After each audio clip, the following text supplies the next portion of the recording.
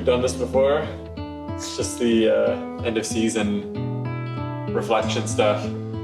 Thoughts and feelings on season 7. Got you.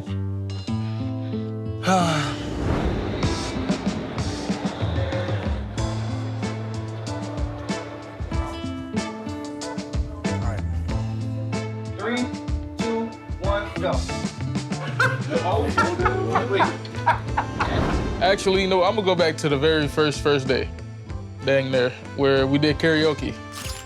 The whole team did karaoke. We all did a song. Even Ryan got in on it, and that was like a great way to kick off the season. You know, that was like dang, like we really got the vibes going, good energy. That was my highlight. When Nick and Dotto brought in Smash, everybody just like bonded over it. It was just something that brought everybody together. Making the finals of the tip-off and JT's interview, I feel like that whole tournament was like an eye-opener for us, and letting us know like we can really do this, we can really go out there and compete. We all went out to dinner with Bryce. I think that was like a good bonding moment for the team. Everybody came together, we all got to eat together, and we kind of just like sat down and relaxed and realized like, all right, we getting real close to the money. Let's keep going. There is no way I can see like of throwing this opportunity away. Like I make sure that I run through everything personally, not make sure I don't ruin anything with this, because you never know how many times you really have in this. So I try to make sure that I give everything I can to Raptors GC, because Sumit, Bryce, Ryan, Nick, Shirley, you guys, Johnny, like they do so much for us, and they make sure we're okay.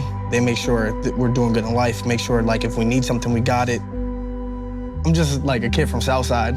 It's crazy like that I would even be able to do something like that, and it feels special. So like I've gotten so many things from this org that I will forever cherish it. Plus like I don't even want to wear my Air Force Ones. I just want to hang them up because this is such a moment for me.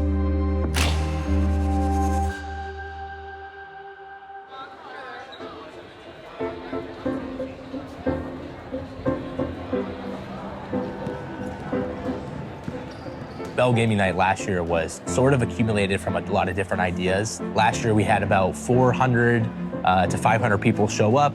They were invited guests. They had, you know, time of their lives, kind of going on the court, playing games and playing on the court. This year we're challenged to kind of raise that bar. So we open up the doors to about 1,100 plus people. As soon as you walk in the arena, you see a live DJ playing his music, video games being played on the Jumbotron. Meet the Raptors mascot. We had Twitch Toronto there who was broadcasting to the Twitch homepage, so we ended up having like tens of thousands of viewers. Photo booth, which is like an AI generator, so they would put your face on like Vince Carter's body and they were dunking. We had over 30 plus high-powered gaming stations playing Call of Duty, playing Overwatch, playing Valorant. We had our LG Northern Takeover finals and our grand finals, and we also had Courtside Clash, which was a Street Fighter 6 tournament.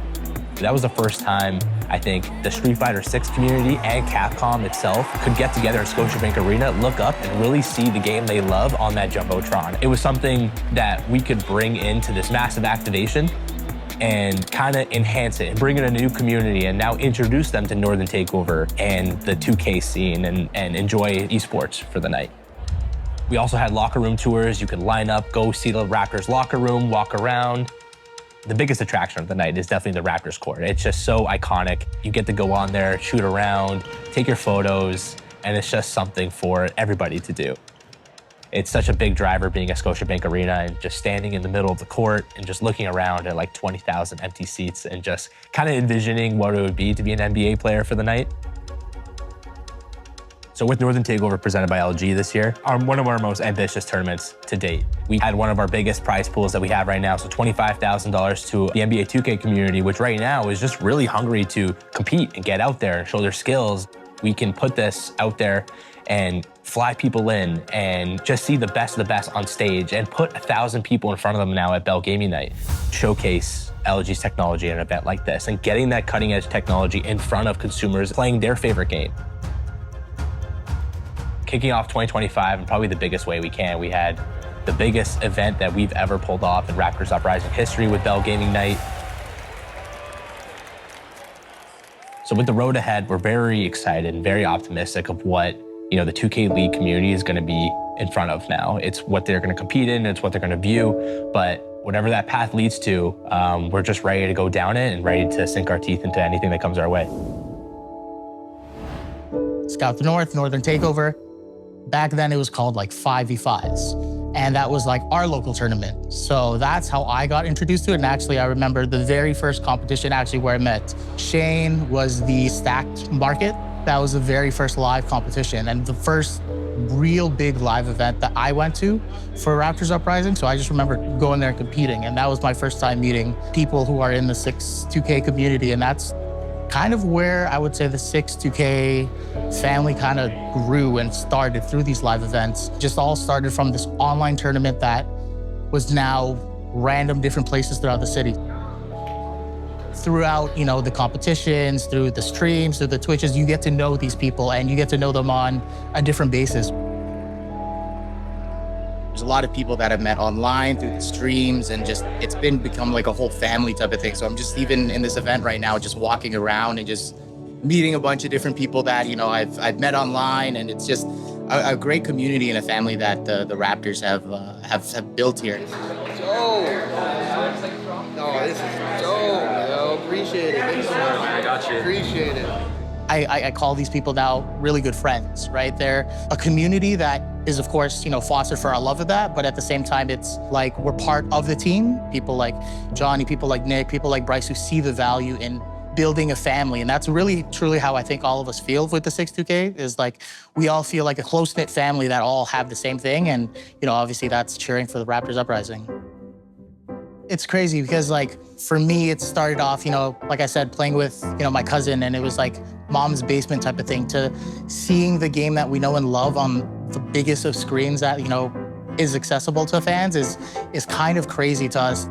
To bring 1,000 people all who love the same thing, which is gaming, is, for me, it's kind of an eye-opening thing because, you know, going back to like the Stack Market, there was like, what, maybe like 40, 50 people to say.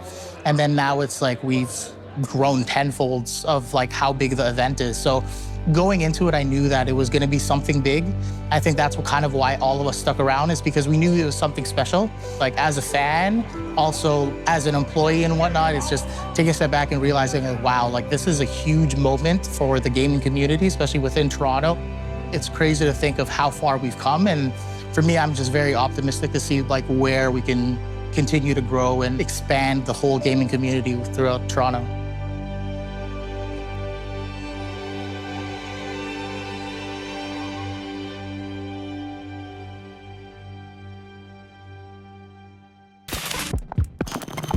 The NBA 2K League has gone through a massive change, probably the biggest in NBA 2K League history, and that's introducing nothing but internet, which is pretty much gonna have a brand new looking tournament every single month. The first month's gonna be called Class Crowns, where we're gonna be bringing university and college students in. We found 3 guys to represent us. The formats are gonna change, there's gonna be challenges, and you know, it's gonna look completely different from what we're totally used to. We're used to 5 guys in here, living here. So we're gonna have to adapt as an org, we're gonna have to pivot. Taking 3 guys who don't necessarily know how to compete at a competitive level, taking them and just building a well-oiled machine. And how can we take 3 individuals and put them into the highest competition that they've already been possible, teach them the fundamentals, teach them how to compete at this level and succeed. And we're ready to do what we've always been doing, and that's just compete at the highest level.